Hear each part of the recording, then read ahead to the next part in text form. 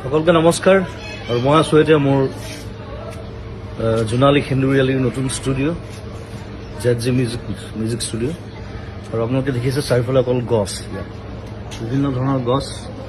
মই ষ্টুডিঅ'টো বনোৱাৰ আগতে গছবিলাক লগাই লৈছোঁ আৰু এই গোটেই বছৰটো আমি ঘৰৰ ফল মূল খাইছোঁ, চব্জি খাইছোঁ ষ্টুডিঅ'ৰ, আৰু এটা সম্পূৰ্ণ গ্ৰীণ পৰিৱেশ।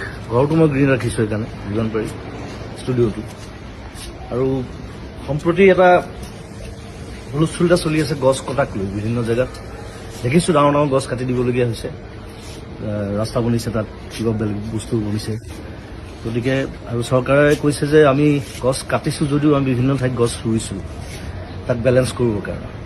কিন্তু এতিয়া কিছুমান জেগা আছে, যেনে ৰিচেণ্টলি যিটো হুলস্থুল চলি আছে দীঘলী পুখুৰীৰ সেই পুৰণা গছখিনিক লৈ পেলাই। এতিয়া সেই গছখিনি হৈছে গোটেই দীঘলী পুখুৰীটোৰ সৌন্দৰ্য।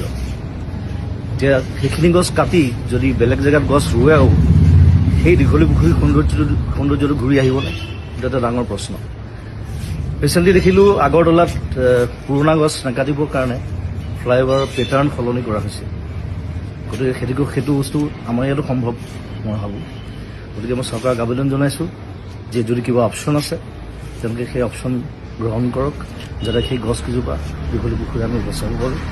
সেইটো মোৰ ফালৰ পৰা অনুৰোধ, সমগ্ৰ অসমবাসীৰ ফালৰ পৰা অনুৰোধ। আৰু ধন্যবাদ জনাইছোঁ সকলোকে।